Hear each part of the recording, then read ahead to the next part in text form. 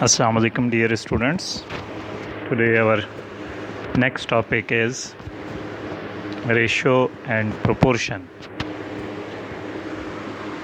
Students, जब तक जितने भी हमने टॉपिक पढ़े हैं उनमें से एक अहम टॉपिक है ये रेशो एंड प्रोपोर्शन। ये असल में दो हिस्सों पर मुश्तमिल है, जैसे कि नाम से वाज़ेह हो रहा है। और इस टॉपिक को हम दो पार्ट्स में पढ़ेंगे। आज के टॉपिक में या आज के लेक्चर में सिर्फ हम इसका पहला हिस्सा जो है वो देखेंगे कि रेशो क्या होती है। स्टूडेंट्स, रेशो याद रखें कि रेशो को अगर हम डिफ़ाइन करें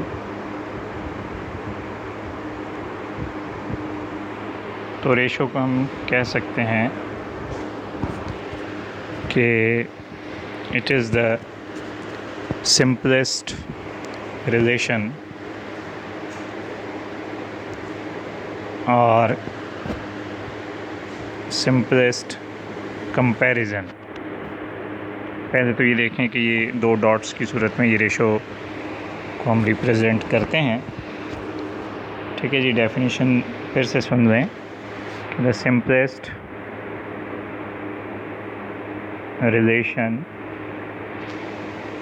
और से comparison between two similar quantities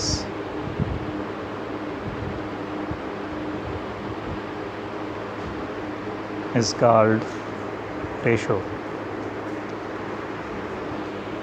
लेकिन स्टूडेंट्स, पहले तो ये समझें कि सिमिलर क्वांटिटीज़ का मतलब है कि क्वांटिटीज़ जो हैं वो सेम होनी चाहिए। यानी अगर हम रेशो निकालते हैं मैथमेटिकली तो डिस्टेंस की रेशो डिस्टेंस के साथ निकाली जा सकती है, स्पीड की रेशो स्पीड के साथ निकाली जा सकती है वगैरह। ठीक है जी, यानी दो क्वांटिटीज़ सेम होंगी तो उनके दरमियान रेशो निकालनी है। फॉर एग्ज़ाम्पल जी, फर्स्ट कर दें कि हमारे पास दो स्टूडेंट्स हैं। एक मिस्टर ए है, उसके पास लेट्स सपोज़ के पॉकेट मनी है, उसके पास 40 रुपीज़, और मिस्टर बी है, उसके पास हैं जी 80 रुपीज़। तो अब अगर इनके जो पास अमाउंट है उसके दरमियान अगर हम रेशो कहेंगे कि ए और बी के जो अमाउंट है उसमें रेशो कितनी है, तो वो हम कहेंगे जी रेशो है 40 रेशो 80। लेकिन ये आंसर नहीं कहलाएगा, बल्कि इसे हम सिंप्लीफाई करेंगे, सिंपलेस्ट फॉर्म में लाएंगे। दोनों नंबरों पे देखेंगे कि ऐसा कौन सा कॉमन टेबल है जो दोनों को डिवाइड कर रहा है। बेहतर है कि बड़ा टेबल। ठीक है जी, वैसे दोनों नंबरों पे आप देख सकते हैं 2 का टेबल, 4 का टेबल, 5 का, 10 का जा रहा है, 20 का भी जा रहा है। लेकिन हम बेहतर है कि एक ही दफ़ा बड़ा टेबल पढ़ेंगे ताकि बार बार ना पढ़ना पड़े। हाँ जी, 40 का टेबल दोनों पे। तो आप देखें 40 का टेबल, 40 पे 1 टाइम्स और 80 पे 2 टाइम्स। तो लिहाजा रेशो बन गई 1:2 जी, राइट आंसर। तो इट मीन्स के ए और बी के दरमियान जो अमाउंट है उनके दरमियान रेशो बनी है 1:2। तो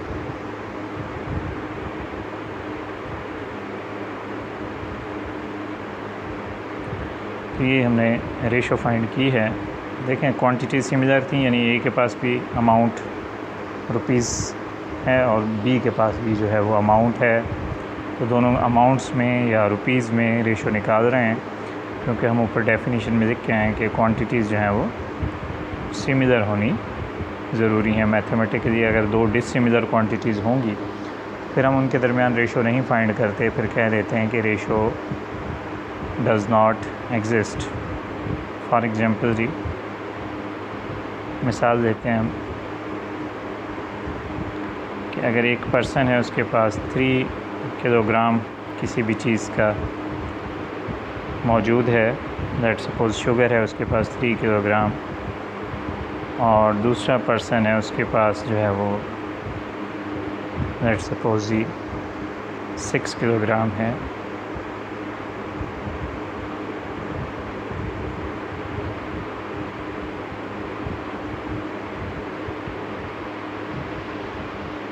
तो इन दोनों नंबरों में बिल्कुल उसी तरह से जी रेशो अगर कही जाएगी तो ये हो जाएगी 3:6।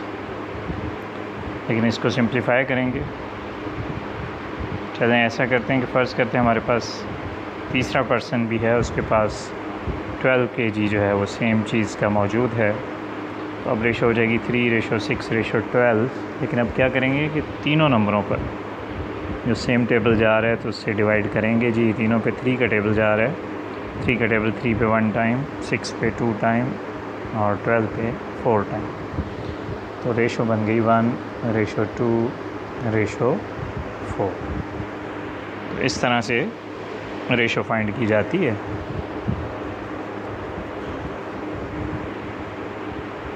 हाँ जी, नेक्स्ट एग्जांपल देखते हैं।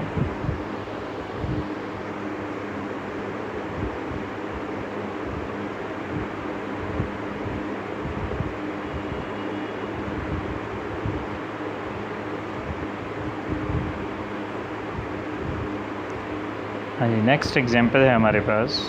फ़र्ज़ करें, अच्छा यहाँ पे ये देख रहे हैं कि रेशो को A/B लिखा जाए या A/B लिख दिया जाए तो भी सेम चीज़ है।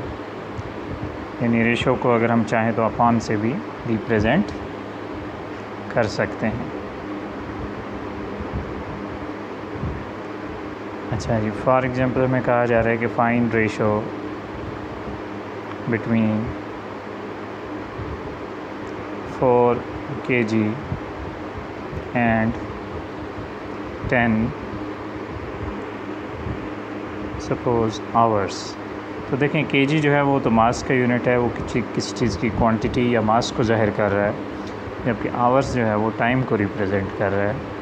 तो इट मीन्स कि यहाँ ये क्वांटिटीज़ जो हैं वो सिमिलर नहीं हैं, दोनों डिसिमिलर क्वांटिटीज़ हैं। तो अब अगर हमसे कहा गया है कि फाइंड रेशो, लेकिन आप देख रहे हैं कि सिमिलर क्वांटिटीज़ नहीं है। हम ऊपर डिफ़ाइन करके आए कि रेशो जो है वो मैथमेटिकली सिमिलर क्वांटिटीज़ के दरमियान एग्जिस्ट करती है। kg मास का यूनिट है और आवर्स जो है वो टाइम का यूनिट है। दोनों डिफरेंट क्वांटिटीज़ हैं, तो इन दोनों के दरमियान रेशो फाइंड नहीं करेंगे, बल्कि हम कह देंगे कि रेशो डज़ नॉट एग्जिस्ट, या रेशो फाइंड करना पॉसिबल मैथमेटिकली नहीं है।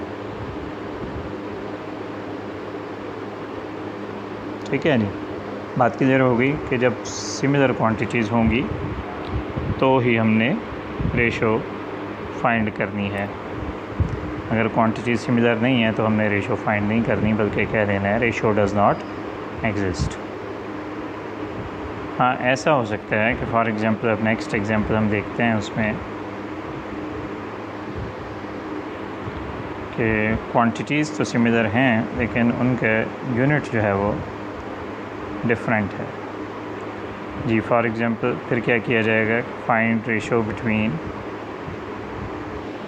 लेट्स सपोज़ हमें कहा जा रहा है कि find ratio between 4 kilometres and 500 metres. तो देखें, किलोमीटर भी लेंथ या डिस्टेंस का यूनिट है और मीटर्स जो है वो भी डिस्टेंस या लेंथ ही का यूनिट है। क्वांटिटीज़ सेम है लेकिन यूनिट डिफरेंट है दोनों का यहाँ पे। तो यहाँ हम कन्वर्जन करेंगे कि किलोमीटर्स को चाहे मीटर्स में कन्वर्ट कर दें या मीटर्स को किलोमीटर्स में, ताकि यूनिट सेम बन जाए जी। फॉर एग्ज़ाम्पल हम यहाँ किलोमीटर को अगर मीटर में चेंज करते हैं तो we know that 1 kilometre is equal to 1000 metres. तो 1000 से मल्टीप्लाई करेंगे तो ये हो जाएंगे जी 4 × 1000 यानी 4000 मीटर्स।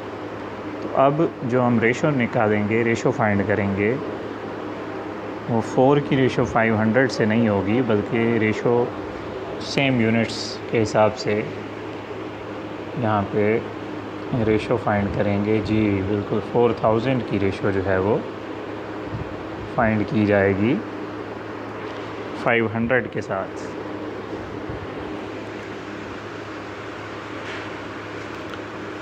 अच्छा, अब देखें दोनों वैल्यूज़ पे सेम टेबल पढ़ते हैं, या ऐसा किया जा सकता है कि दोनों में जितने ज़ीरोज़ कॉमन हैं पहले तो उनको काट दें, यानी 2 ज़ीरो 500 में भी हैं, 4000 में 3 ज़ीरोज़ हैं, लेकिन दोनों में जो कॉमन तादाद है ज़ीरोज़ की वो 2 हैं। तो ये 2 ज़ीरोज़ हम इनके आपस में कैंसिल कर देते हैं, तो ये बन गया 40:5। लेकिन ये फ़ाइनल अभी रेशो नहीं कहलाएगी, क्योंकि दोनों नंबरों पे हम देख रहे हैं कि मज़ीद टेबल पढ़ा जा सकता है जी। किससे डिवाइड हो रहे हैं दोनों नंबर? यस, 5 के टेबल से। 40 पे 8 टाइम्स और 5 पे 1 टाइम जी। तो लिहाजा अब रेशो बन गई 8:1। तो यहाँ हमें पता चला कि क्वांटिटीज़ सिमिलर हों, लेकिन अगर उनके यूनिट्स डिफरेंट हों तो हम रेशो फाइंड कर सकते हैं, लेकिन उससे पहले उनके यूनिट्स जो हैं वो कन्वर्ट करके सेम बनाने। अगर तो क्वांटिटीज़ डिससिमिलर हैं फिर तो रेशो फाइंड ही नहीं करनी, कह देना रेशो डज़ नॉट एग्जिस्ट। लेकिन अगर क्वांटिटीज़ सेम है लेकिन यूनिट में फ़र्क है तो उनको यूनिट सेम बनाना है दोनों का, और उसके बाद जो है वो रेशो फाइंड करनी। ठीक है जी, बात क्लियर हो गई। इससे आगे चलते हैं। याद रखें स्टूडेंट्स के रेशो जो होती है वो हमेशा आमतौर पर जब हम फाइंड करते हैं तो रेशो का जो आंसर आना चाहिए वो होल नंबर्स की फॉर्म में या नेचुरल नंबर्स कह दें कि फॉर्म में, या इंटीजर्स कह दें उसकी फॉर्म में होना चाहिए। कभी भी रेशो जो है वो फ्रैक्शन की सूरत में नहीं होनी चाहिए, ना तो कॉमन फ्रैक्शन में ना ही डेसिमल फ्रैक्शन। फॉर एग्ज़ाम्पल जी कहा जाता है फाइंड रेशो बिटवीन, हमारे पास जो वैल्यूज़ मिली हैं दैट सपोज या वो फ्रैक्शंस में मिली हुई हैं कि एक पर्सन के पास 3/4 kg है किसी भी चीज़ का और दूसरे के पास 5/6 kg है। हाँ, kg ज़ाहिर कर रहा है कि दोनों क्वांटिटी सेम है, यूनिट भी सेम है, तो रेशो फाइंड की जा सकती है। अब रेशो क्या कहेंगे जी? रेशो होगी 3/4 रेशो 5/6। हाँ, ये तो नज़र आ रहा है कि यहाँ पे अपान की फॉर्म में नंबर्स हैं, हमारे पास फ्रैक्शंस हैं, कॉमन फ्रैक्शंस हैं। तो याद रखें जैसे कॉमन फ्रैक्शंस को ऐड करना हमने सीखा है कि डिनोमिनेटर्स या नीचे वाले जो नंबर होते हैं उनकी एलसीएम ली जाती है। यहाँ भी याद रखें कि 4 और 6 की अगर हम एलसीएम लेंगे, यानी 4 और 6 की एलसीएम पता है आपको, 2 का टेबल पढ़ा, फिर 2 का पढ़ा और अब 3 का टेबल पढ़ रहे हैं, इनको मल्टीप्लाई करेंगे 2 to the 4, 4 3 the 12, तो ये एलसीएम बनी 12। अब हमने ये करना है यहाँ पे कि रेशो की दोनों जो साइड्स हैं उन दोनों को इस 12 के साथ मल्टीप्लाई करना है जी। दोनों वैल्यूज़ के साथ ये जो एलसीएम बनी है 4 और 6 की अपान वाले नंबर्स की, इसके साथ दोनों साइडों को मल्टीप्लाई करना है जी। मल्टीप्लाई करने से क्या फ़ायदा होगा कि अब आप देखेंगे कि कैंसिल हो जाएंगे अपान वाले नंबर्स जो हैं, ख़ास तौर पे 4 का टेबल 12 पे जा रहा है जी 3 टाइम्स, इसी तरह से 6 का टेबल भी 12 पे जा रहा है जी 2 टाइम्स। तो ये मल्टीप्लाई करते हैं हम तो ये हो जाएगा 3 3 the 9, 5 2 the 10। हाँ जी, रेशो बन गई 9:10। इन पे मज़ीद अगर कॉमन टेबल जा रहा हो तो पढ़ सकते हैं, लेकिन यहाँ हम देख रहे हैं कि कोई भी टेबल अब मज़ीद दोनों पे नहीं जा रहा। तो देखें ये आंसर हो गया, यानी रेशो फ्रैक्शंस की सूरत में नहीं बताएंगे बल्कि नेचुरल नंबर्स या होल नंबर्स की सूरत में बताएंगे, और सिंप्लीफाइड फॉर्म होगी, यानी उन दोनों नंबरों पे कोई मज़ीद टेबल अगर जा रहा हो तो पढ़ सकते हैं, नहीं जा रहा तो फिर यही आंसर कहलाएगा।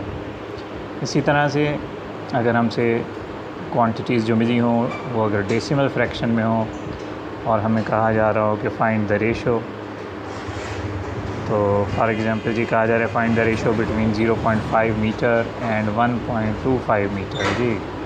फ़र्ज़ करते हैं कि एक पर्सन है उसके पास 0.5 मीटर किसी भी चीज़ का मौजूद है, लेट्स सपोज। तो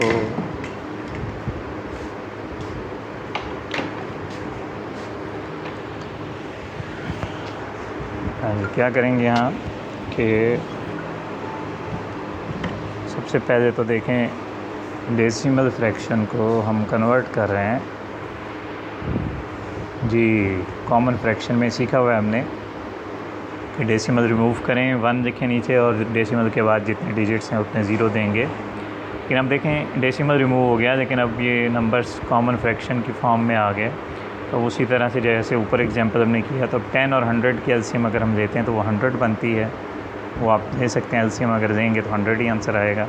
तो हम 100 के साथ दोनों साइडों को मल्टीप्लाई करवा रहे हैं जी। राइट है जी, 100 के साथ मल्टीप्लाई करवाया हमने। तो अब ये आप देखेंगे 100 100 से कैंसिल हो गया, राइट। 10 का टेबल 100 पे जाएगा 10 टाइम्स, तो ये आंसर आएगा जी 5 10 द 50 और रेशो 125। लेकिन इन दोनों नंबरों पे देख रहे हैं मज़ीद टेबल जा सकता है जी। किसका टेबल जा रहा है? बड़े से बड़ा 25 का टेबल जा सकता है 50 पे 2 टाइम्स और 125 पे 25 का टेबल जाएगा जी 5 टाइम्स। तो रेशो बन गई, हाँ जी, कहेंगे कि ये हमें रेशो मिल गई 2:5। यानी रेशो डेसिमल फ्रैक्शन में भी नहीं होनी चाहिए और कॉमन फ्रैक्शन की फॉर्म में भी नहीं होनी चाहिए। अगर हमें डेसिमल फ्रैक्शन मिले होंगे तो उनको इस तरह से पहले कन्वर्ट करेंगे।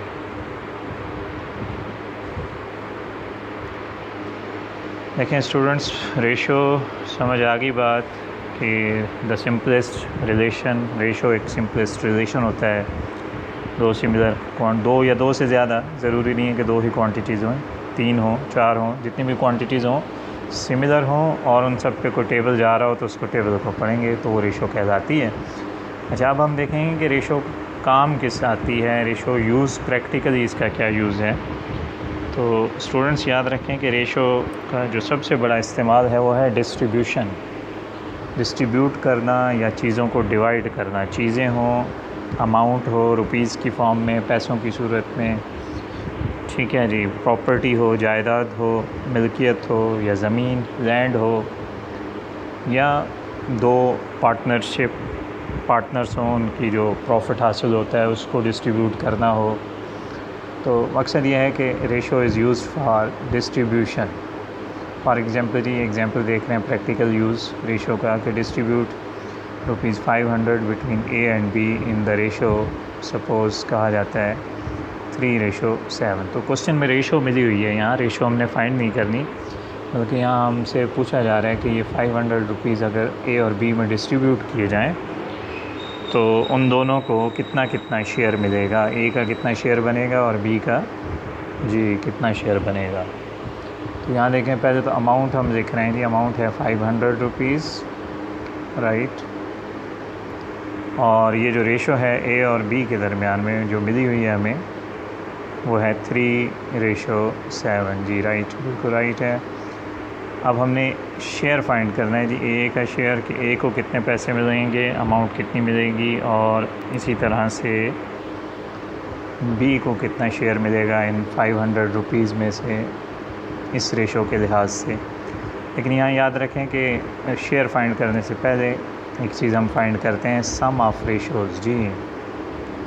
ये जो रेशोज़ हमें मिली हुई हैं इन दोनों को आपस में ऐड करें, 3 + 7 जी कितने हो जाएंगे 10। जितनी भी रेशोज़ हों, यहाँ तो 2 पर्सन हैं, 2 ही रेशोज़ हैं। अगर 2 से ज़्यादा एलिमेंट्स हों, 3 हों, जितनी भी रेशोज़ होंगी उनको सम करना है। अब ए का शेयर निकालने के लिए ऊपर ए की रेशो लिखनी है, अपान में सम ऑफ़ रेशो और मल्टीप्लाई करना है जो टोटल अमाउंट हमें मिली हुई जी, यहाँ पे 500 है।